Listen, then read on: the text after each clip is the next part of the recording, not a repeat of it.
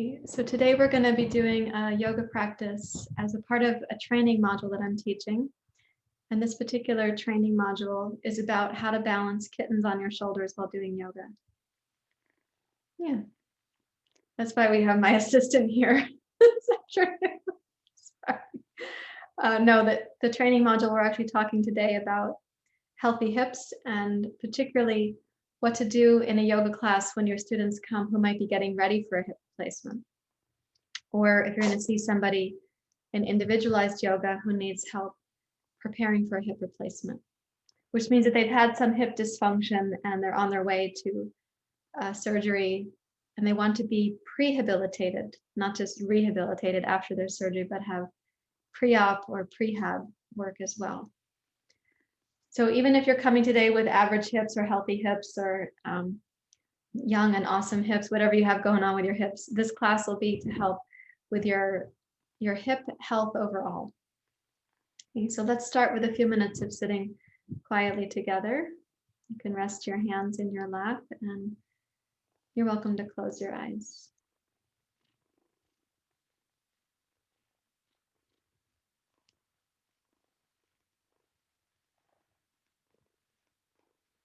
And let your attention come into the present moment.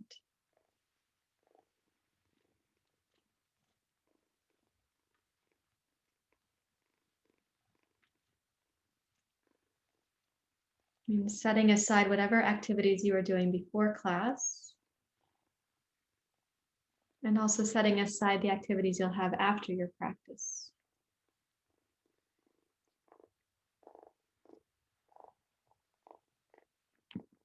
And start to sense the experience of the present moment without having to change it. So whatever the temperature is in your room, whatever the quality of light,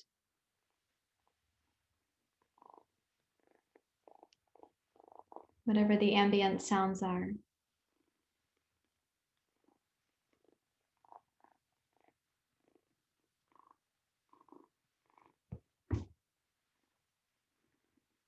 Just let the present moment all on its own welcome you back from wherever you have been, physically or mentally.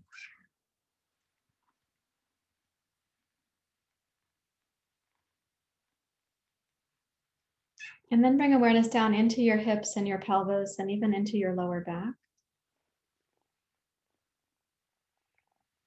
And just sense for yourself this morning, how welcome does the inhale feel in these regions of your body?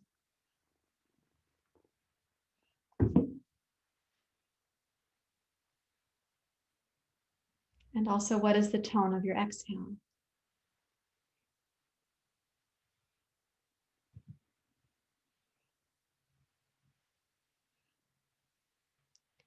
And as you can expect from a class that I'm teaching, we're going to check in with this process more than once. So this is like a little moment of seeing what is the influence of your morning or your mental activities or your physical activities. And then through the practice of yoga, what is the influence of that for your inhale and for your exhale?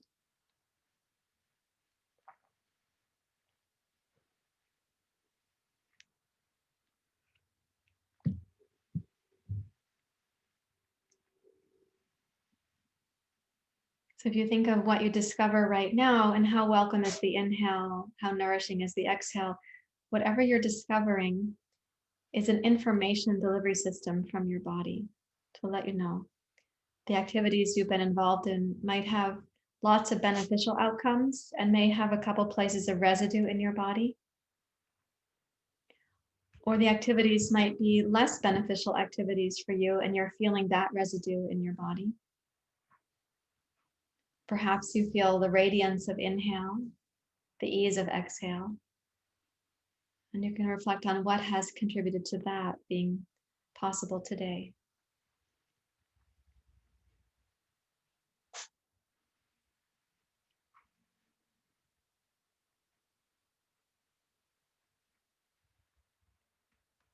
Please bring your hands together at your heart.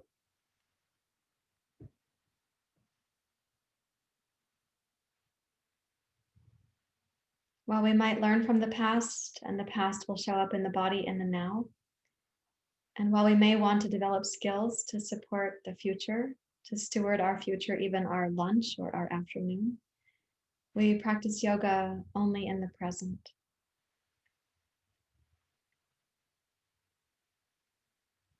And just as Thich Nhat Hanh says of the apple, it already includes in its whole form as we see it as an apple, it includes its history, it includes its future. In the same way, in this present moment, our history and our future are also here. And ironically, we tend to all three of these aspects by being present in the here and now.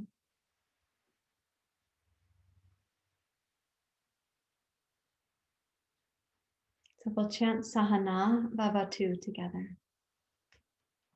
Let's begin. Om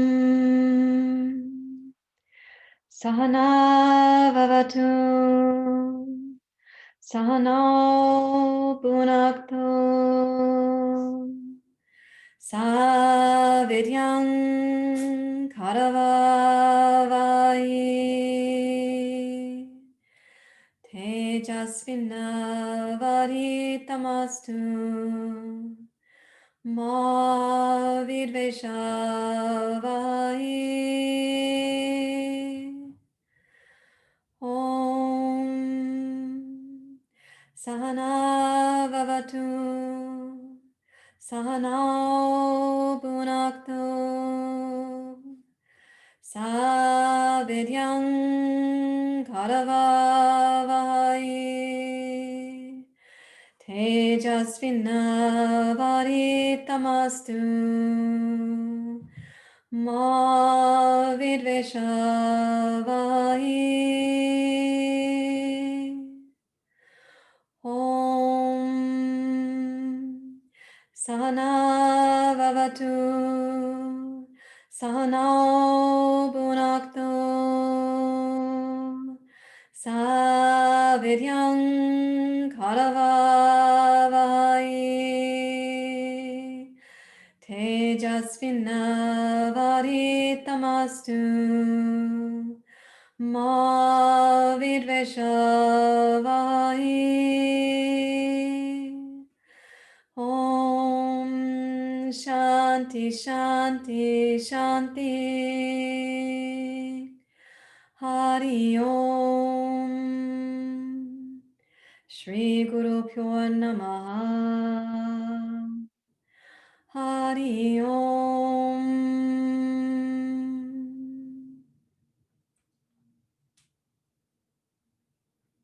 You may bow your head to your heart. Release your hands. Please open your eyes. And we are going to actually begin this practice this afternoon with a yoga strap on the floor. It's helpful if your yoga strap is longer. If you happen to have a shorter strap and maybe it's going to seem too short, I will modify the activity for you. We're going to do a little pranayama lying down, then we'll do this activity with the yoga strap, and we'll see how that influences the breath and its sense of receptivity into the pelvis and this pelvic basin.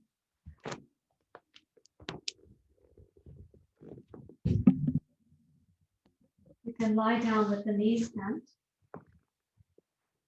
and your feet flat on the floor. And let's take the hands so that the heels of your hands are at the ilium bones and the fingers can point in towards the lower abdomen.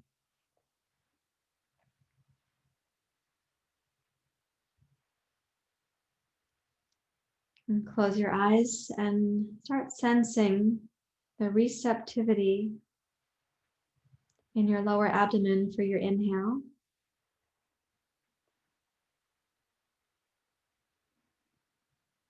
And the tone of your lower abdomen for your exhale.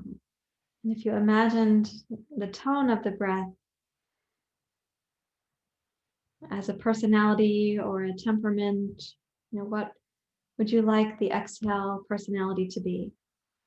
With what attitude might these abdominal muscles help the exhale to depart?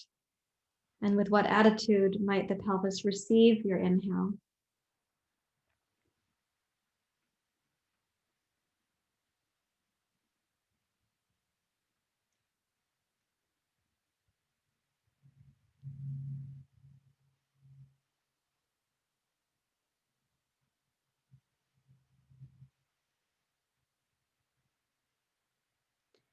Now we're going to add a gentle pelvic tilt to this.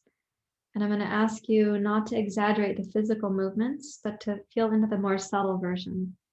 So when you inhale, gently tip your pubic bone forward towards your feet and lengthen your abdomen. Your lower back will arch slightly. When you exhale, begin from your tailbone and gently roll your sacrum, and then the first part of your lumbar spine down towards the floor. As you inhale, begin from your pubic bone to lengthen the front of your spine. Open the lower belly. And as you exhale, begin from your tailbone, roll your sacrum, and then your lumbar vertebrae down towards the floor. And as you do this, I'm going to ask you now to focus on how smoothly you can transition between your inhale and your exhale, and also between the two movements, including that there is a gentle pause in the breath cycle. That happens twice. Top of the inhale, bottom of the exhale.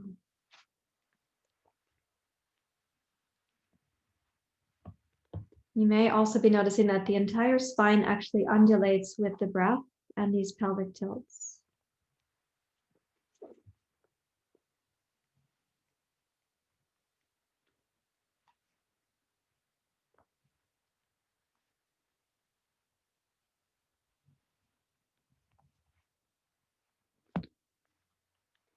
Now, the next time that you're rolling through neutral, go ahead and pause right there. Pause right in the middle where your pelvis is neither pubic bone down or tailbone up.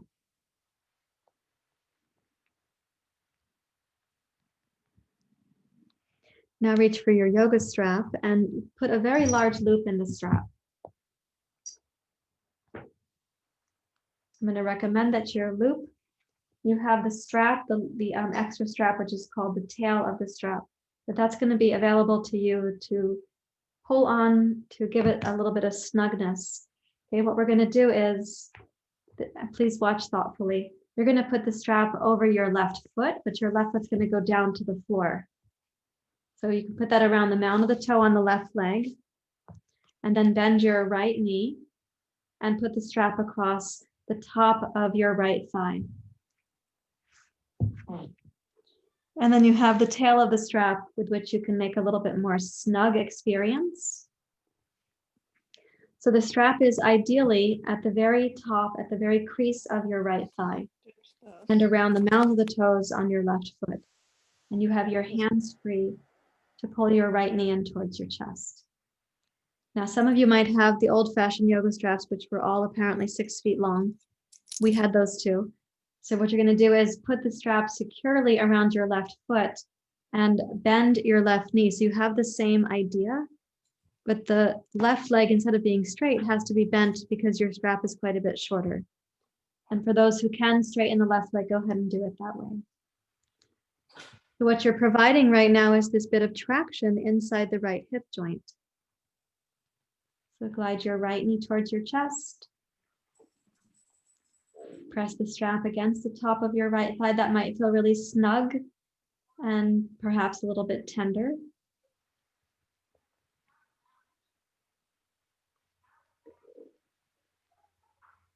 Breathe in through your nose and breathe out through your nose.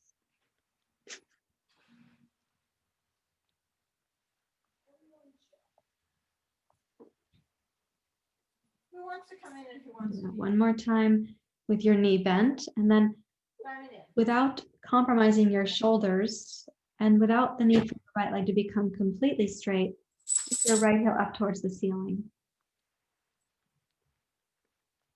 And as you're reaching your heel up, pull the toes down. You might feel your right calf muscle stretching. You may feel your hamstrings. You are still providing traction to your right thigh. All right, where's my strap?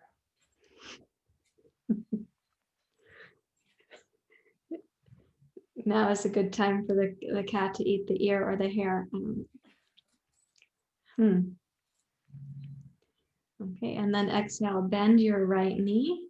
Now, straighten both legs on the floor for a few moments like Shavasana. And really notice if you had the traction well set up, there's going to be this temperature change down your right leg. And it's possible that parts of your right low belly will become more deeply relaxed.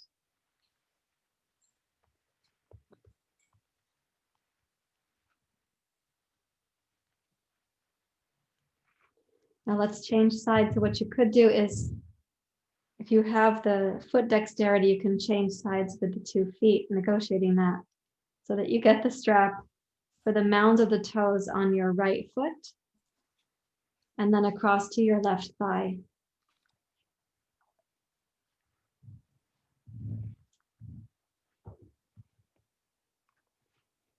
And then you're going to bring your left knee to your chest and clasp your hands behind your left hamstring. And press through your right toes against the strap, whether you're able to straighten your right knee or you might have it bent because you have a shorter strap. And let the breath come down into the pelvis. And notice how welcome does the breath feel as a guest arriving in the home of your pelvis. That works. 0, 0.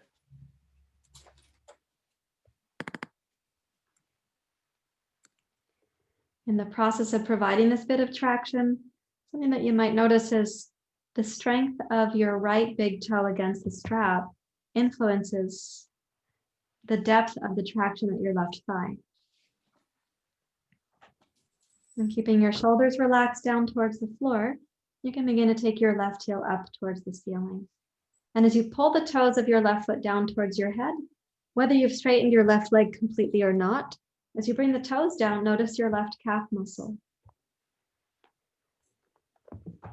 No, you guys are so annoying. And breathe in smoothly. Notice how warmly welcomed the breath is by the home in your pelvis. And what is the temperament or the attitude of the exhale?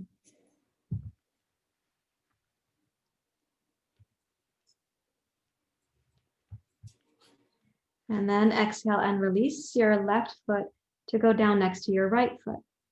And put the strap aside. Let both legs relax deeply. Those cats and kittens are so cute. And observe what does relax when you release the legs. And any place where you sense there's still a pattern of tension.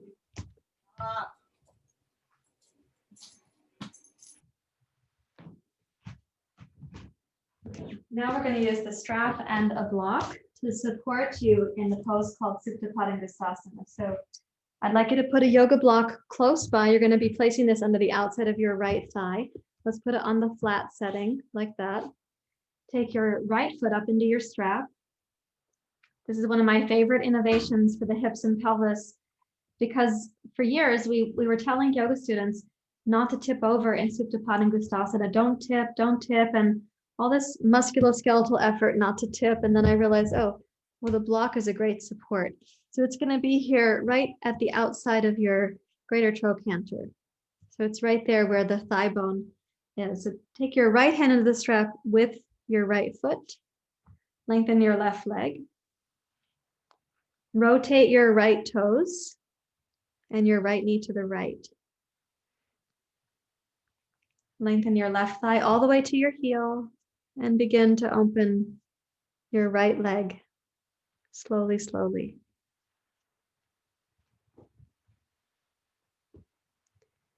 Now the block is going to prevent you from having your pelvis tip over to the right, but it also has this amazing ability to highlight what's happening at the right inner thigh.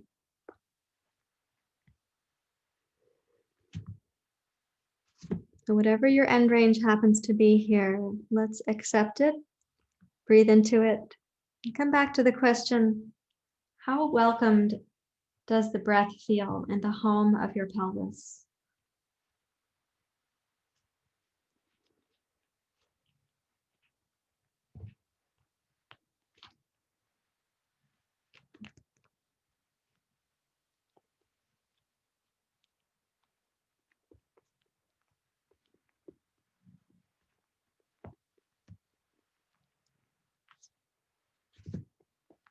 And place your eyes, your mind, your breath into the pelvis, noticing how welcome is the inhale. And what is the attitude of your abdominal muscles in supporting the exhale to depart? What is the nature of that effort?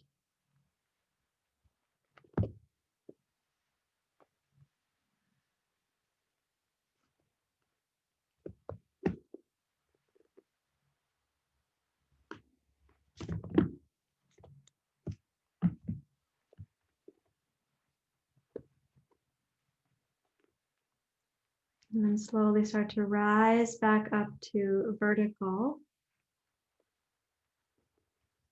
Bring the toes of your right foot down towards your head. Release the yoga strap from your right foot. Place the strap aside, bend your right knee and hug it in towards your chest.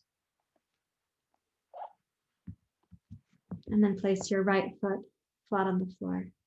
And let's take the right leg out straight and notice how the two legs are in relationship with each other.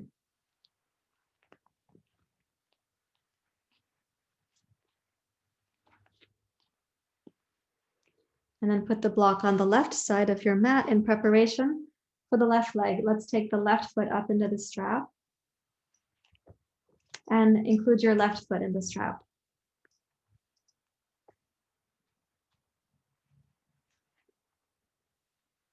And you can place the block so it's flat and place it right up there next to your outer hip. So it's already ready for you. Rotate your toes to your left, rotate your left knee to the left, and begin coming out to the side.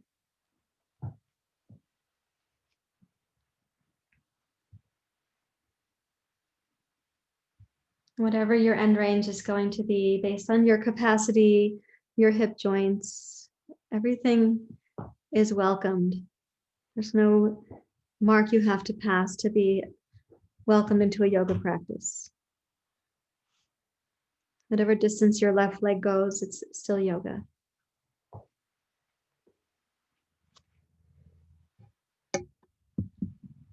As you're breathing into this experience, notice again how welcome does the breath feel in the home of your pelvis.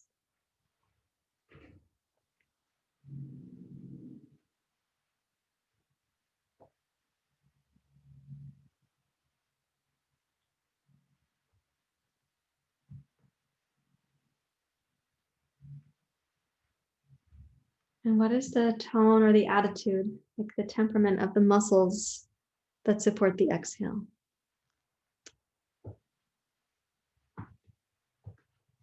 And so many times we have never considered, what is the attitude of my muscle doing any one thing?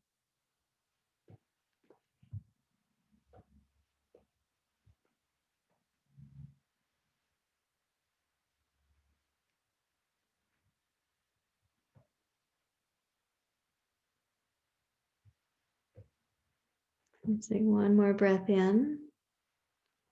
And slowly bring your left leg back up to center. When your left leg rises up, then please put your yoga strap aside and bend your left knee. Hug that in towards your chest.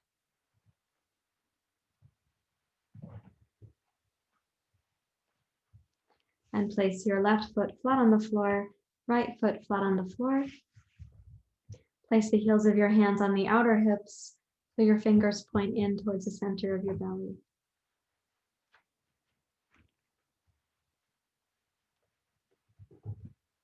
And let's check this just one more time, about 4 breath cycles. When you inhale and you glide the pubic bone down towards your feet and your back arches, what is the feeling tone of that? When you exhale, and you're going to lengthen the tailbone up towards the pubic bone and your lumbar spine down towards the floor. What is the feeling tone of that?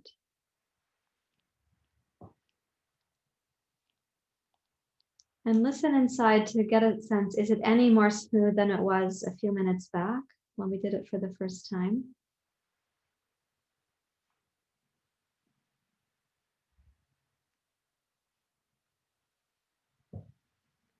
Particularly, you might become aware of the transitions between one pelvic tilt anterior, the other posterior, and the transitions between the pauses and the movements of the breath.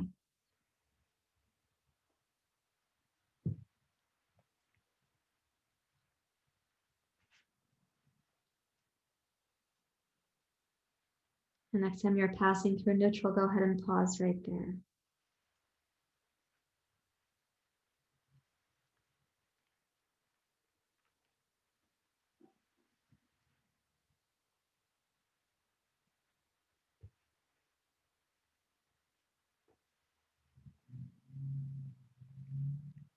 And then please roll to your side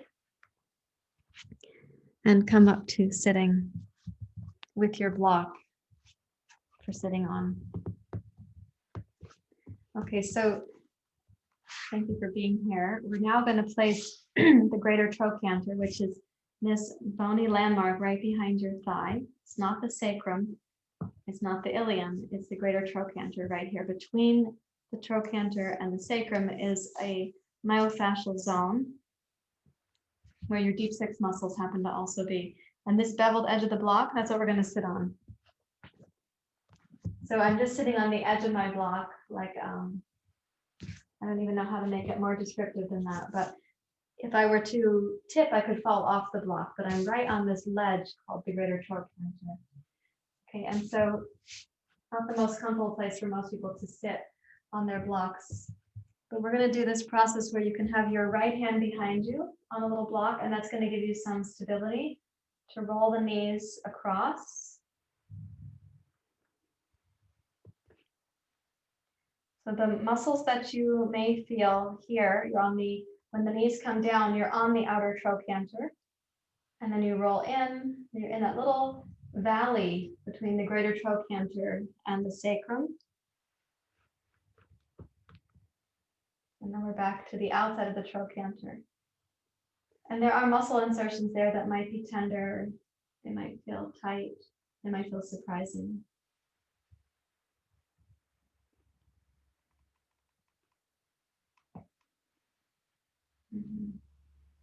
When you roll through and you're in that sort of, I'm about to fall off the block position, and then you roll across and the knees are coming down, that whole spectrum there is just a couple of inches, but it's a very important myofascial musculoskeletal part of the body. Let's see if you can come up to sit more upright right now. And if you're able to fan the right knee open and back up, are you stable enough for that?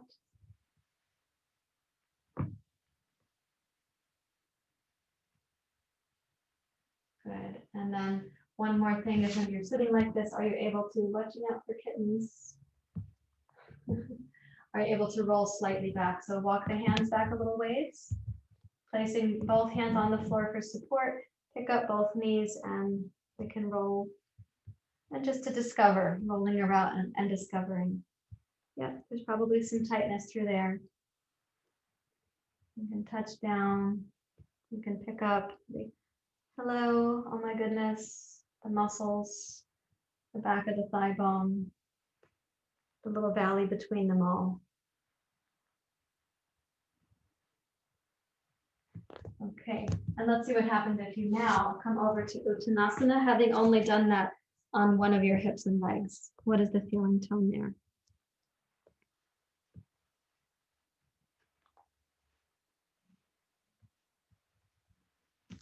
And then set up your seat for the other side.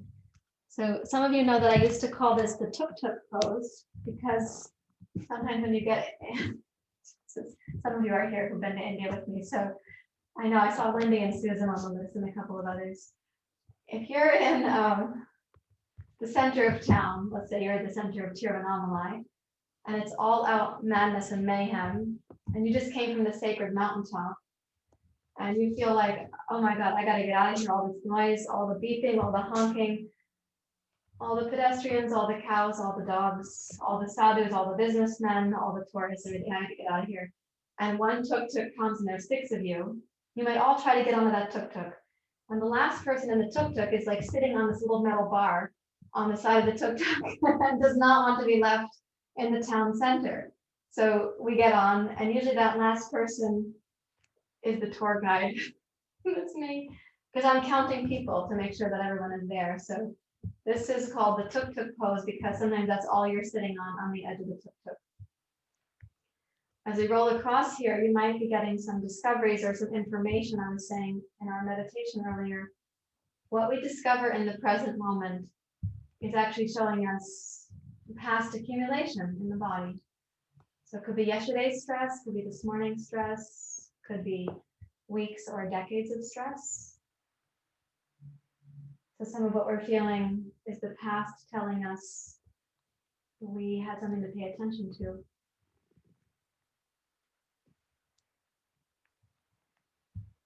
And see if you can come up to sit so that you've got both knees, and you're just going to take the left knee and fan it down. Do you have that kind of stability and range of motion right now?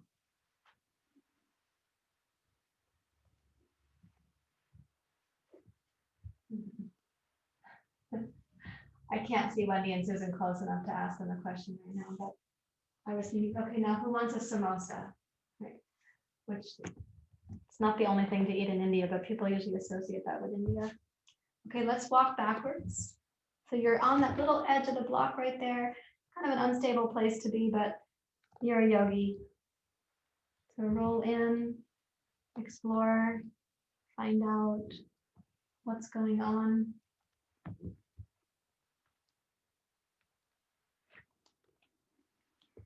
With what you're able to explore, some of this might be more tender or less tender on one hip than the other.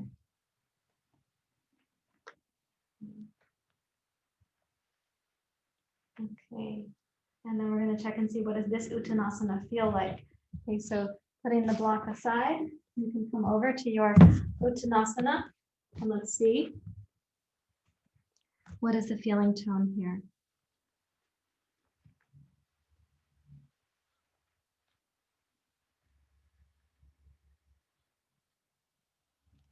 And then place your hands on your hips and please rise up to standing. And I'd like you to reach for a blanket, please.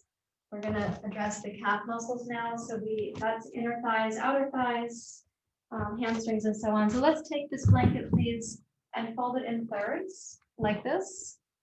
And then place both feet. So you've got your toes up on the blanket roll and your heels on the floor. And if necessary, please use blocks to make the floor close enough. Otherwise, you can touch the floor with your fingers.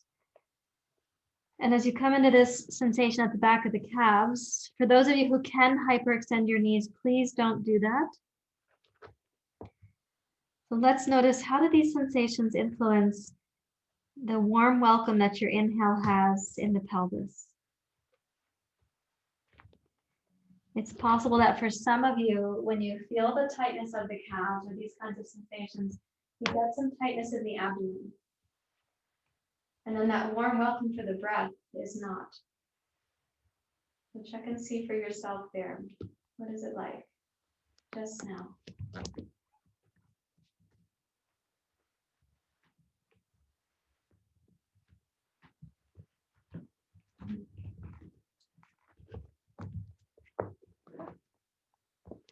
Do about 3 more breath cycles, please.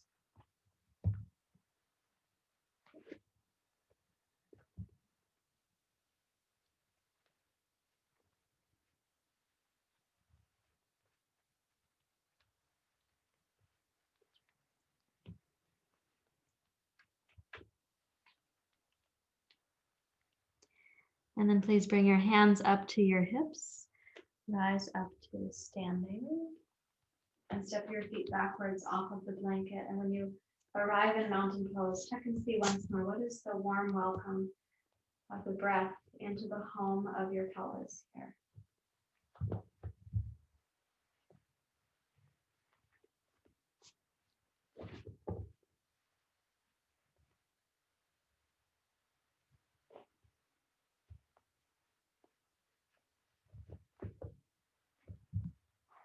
And please put the blanket aside. We're going to need it in a little while, but right now I'm going to have you take not the widest stance possible, but a little bit of a wide stance. And please pick up your left heel and point it out. And turn your right foot directly to the right. Okay, let's make this not your widest stance possible because I want to do a little bit of movement with the back leg so we can address your hip flexors here. And please bend your right knee. This would be like part of warrior two pose where you have your right knee balanced over your right heel. Good. Place your right forearm on your right thigh. Okay, now let yourself actively side bend. So I want the left side of your torso to be allowed to be bigger and the right side a C curve. Sweep your left arm past your left ear. And let's make that side bend very deliberate. So you're going to, likely you'll feel a number of places in the body. One could be the left lower back, the left side waist, possibly your left outer hip, left hip flexors, for some of you, your left calf muscle. And keeping your right shin stable, press your right elbow down into your shin to guarantee its stability. And then tippy toe up on the left toes. Notice how stable you are on your right leg. Lengthen the right inner thigh. And then start reaching your left heel back towards the floor without shrinking your pose. So it's as if you were telescoping your left heel to reach the ground just where you picked it up from. Let's do that again. Press down through your right shin and your right heel and even your right forearm.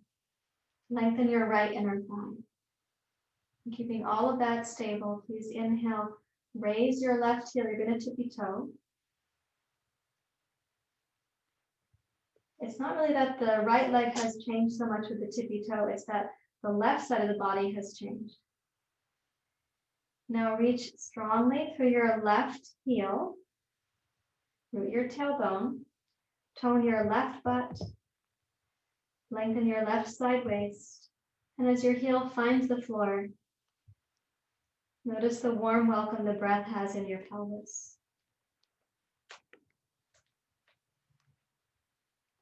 And then rise up to warrior two and straighten your right leg. Okay, and turn your right foot in and the left foot out. So some of the dynamics that you had going on there, not just the tippy toe, but what's happening with the firmness of your forearm against your knee, against your shin. Should we do the other side? Yeah. Okay, bend your left knee. Place your left forearm on your left thigh. Sweep your right arm past your right ear and make a deliberate effort for the side bend so you're not in a straight line particularly. Side bend. You press your left shin down. Press your left forearm on your left thigh to help root your left shin. Now strengthen your right leg. And as you inhale, tippy toe. The cat is dangling. Okay, good. Tippy toe with the right heel. So what you're doing is not changing the left leg so much, but you have to notice how much stability do you have from your left leg right now. Lengthen your left inner thigh. Tone your left outer butt, your outer hip. And then start reaching your right heel slowly, slowly back to the floor as if you were telescoping your heel. Let's do it again. Inhale, tippy toe with your right heel. Strengthen your left shin, left heel, left forearm, left thigh. Lengthen your left inner thigh. Strengthen your left outer butt. And then telescope your right heel back to the floor slowly.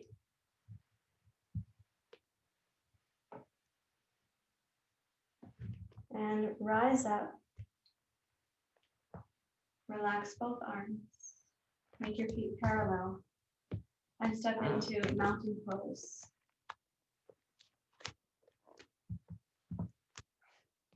on my strap, but I thought it was a cattail. Okay, relax in mountain pose.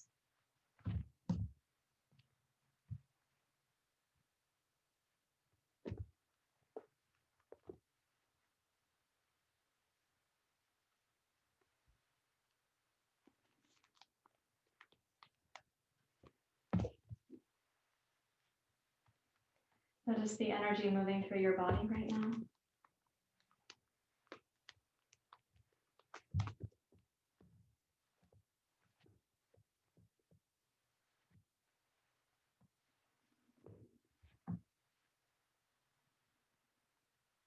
And then take your chair and place it on one end of your yoga mat.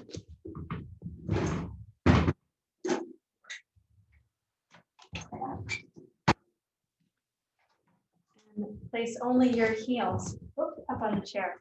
So you're going to be lying down a short distance from the chair, only the heels up on the chair.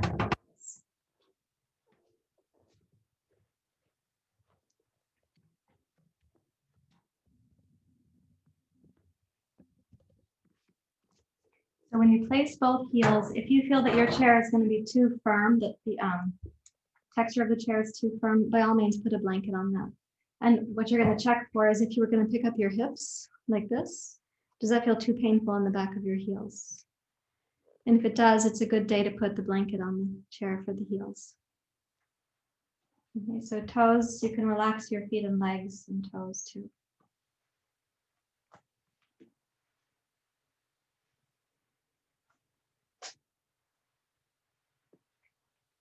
And bringing the breath down into the pelvis. Let's point the kneecaps and the toes straight up towards the ceiling. And as you exhale, press the back of your heels down and start raising your tailbone up. Lengthen your tailbone and come up to what we're going to call low bridge pose. It's so really important that you are lengthening the back of the pelvis and the tailbone towards your heels. As you press down, we want to be able to feel that the hamstrings are working. It's not so much that your calves are doing this for you, but your hamstrings, your glutes. Lengthen the front of your hips and thighs right here by using the pelvic tilt you had earlier in class. Now see if you can roll the spine down one vertebrae at a time.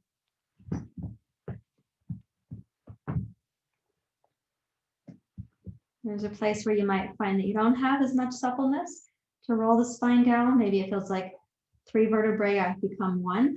We want to have better articulation there. So we're going to repeat this. Press your heels down. Please inhale to go up.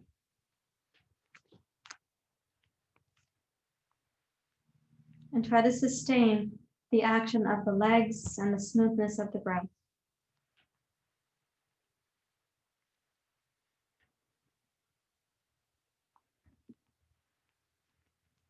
And then start rolling down again. Try to articulate 1 vertebrae at a time on the roll down.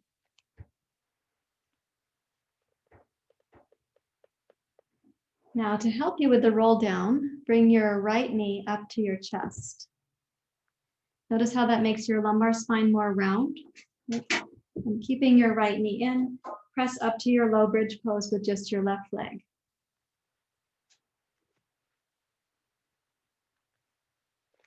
And then roll that down vertebrae by vertebrae.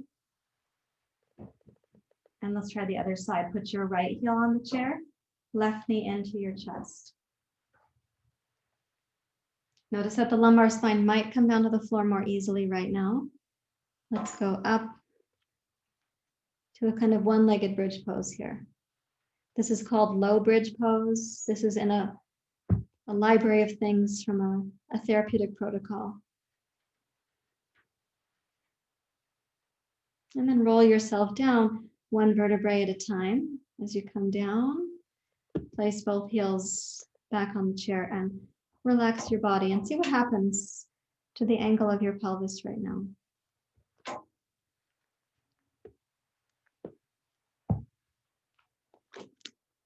Now let's take the blanket we had before. We're going to scoot in towards the chair. You can imagine that you're like an inchworm, but you're on your back. This inchworm is acrobatic, so you can scoot yourself in towards your chair. reach for your blanket. Pick up your hips and put this blanket under the back of your pelvis. And put the soles of the feet together in Baddha Konasana, like this. Now, how close you are to the chair here does matter. So if you are too far away, when you put the soles of the feet together, you might feel like it's pulling on your lower back, but I actually want you to have a sense more of the inner thighs right now.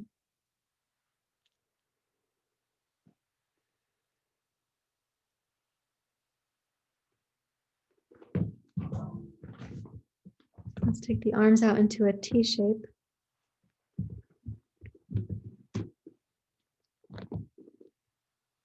Bring the knees together for a moment. If you do have any difficulty with your hips or your lower back, please put a block between the knees. Now breathing into the belly. Exhale and bring both knees down towards your left elbow. You're not going to touch. Inhale up to center. Exhale, both knees down towards your right elbow.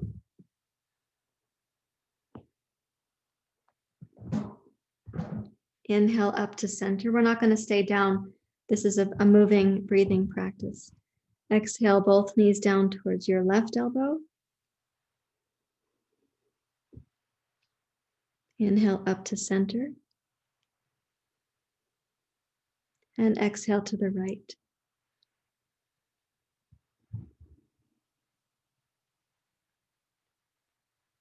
And inhale up to center. Reach for the block and place the soles of your feet in Baddha Konasana. And notice now how the belly relaxes after just a couple rotations of being engaged.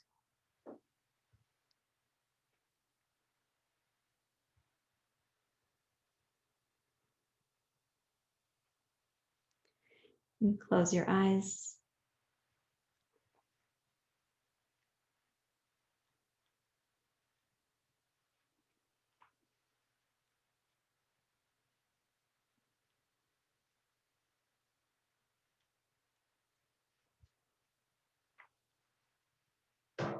And bring the knees up and using your chair, take your shins and knees and feet out over the chair to come towards Shavasana.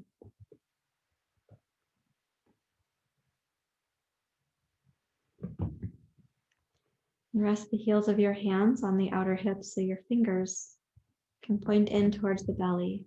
And we can ask again, how welcome does the breath feel into the home of your pelvis?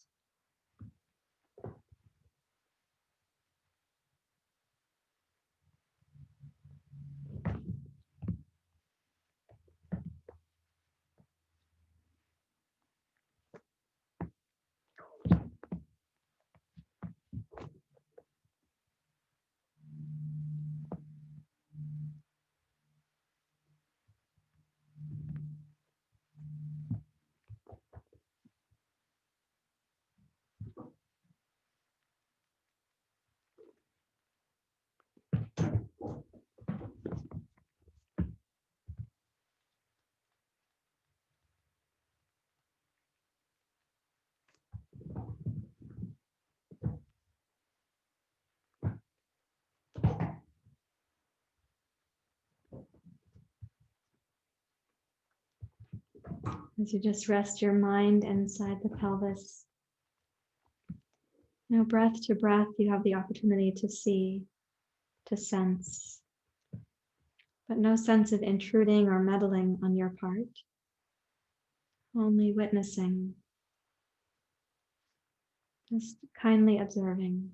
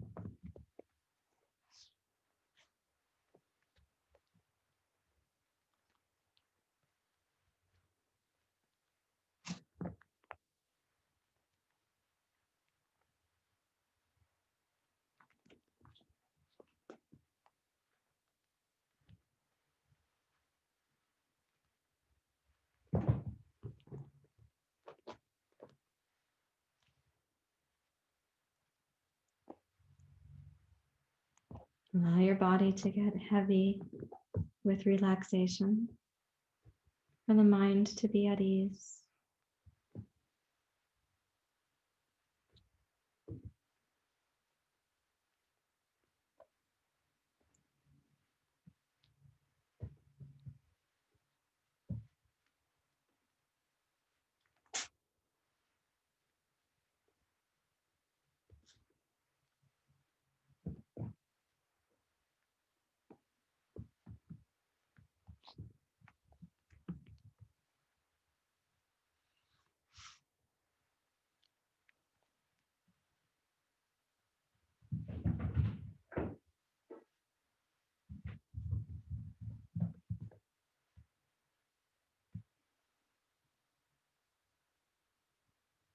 Allow the heaviness of the body to go a little deeper and a little deeper and a little deeper yet again.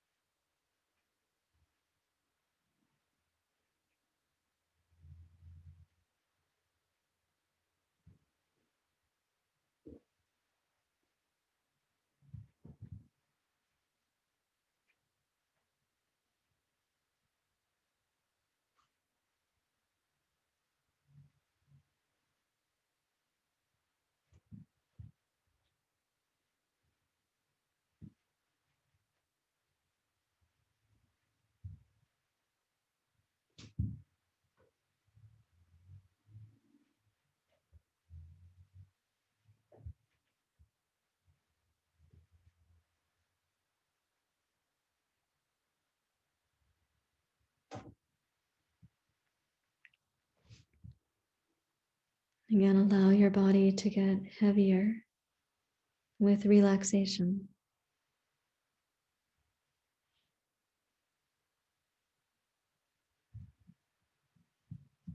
Welcoming the mind to do the same.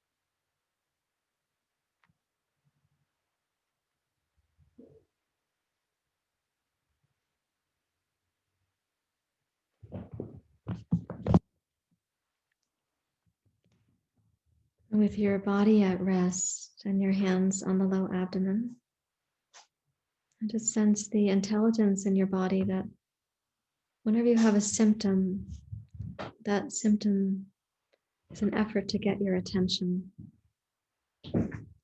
Moment to moment in life, we have the opportunity to learn how to respond, how to give attention.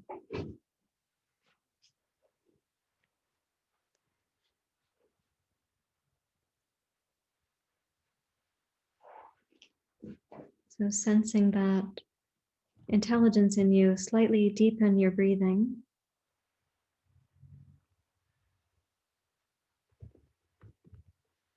You can wiggle your toes and your fingers.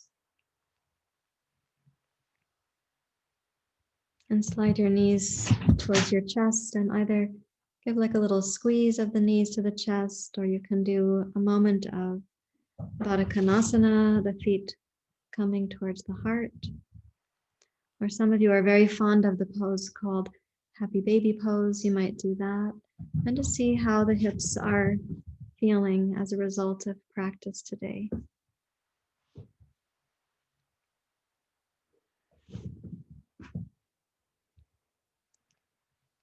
And then gently roll down to one side.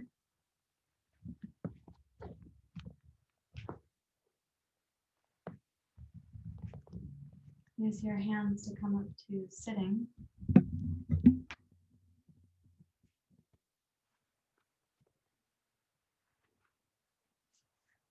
Come up to a seat where you can sense now, what is the home of your pelvis like? What is your experience here?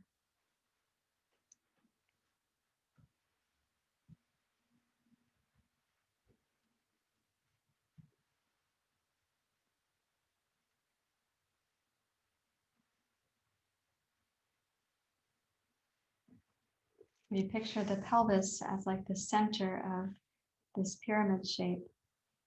Notice what happens in the entirety of the pyramid, including what's happening in your mind and your attention, the centers you have for attention.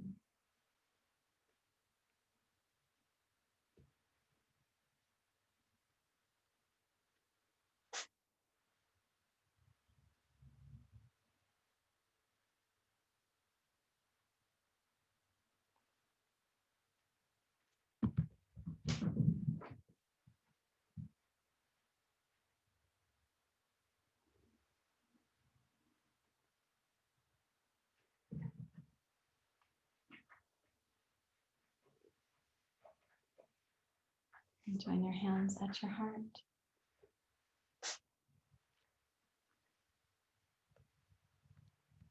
Thank you very much, everyone. Namaste.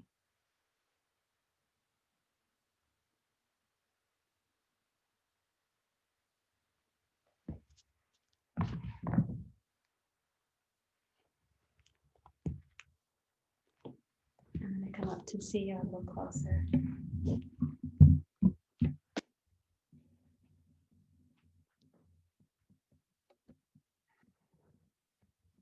I get my physio ball to sit on without rolling over a cat.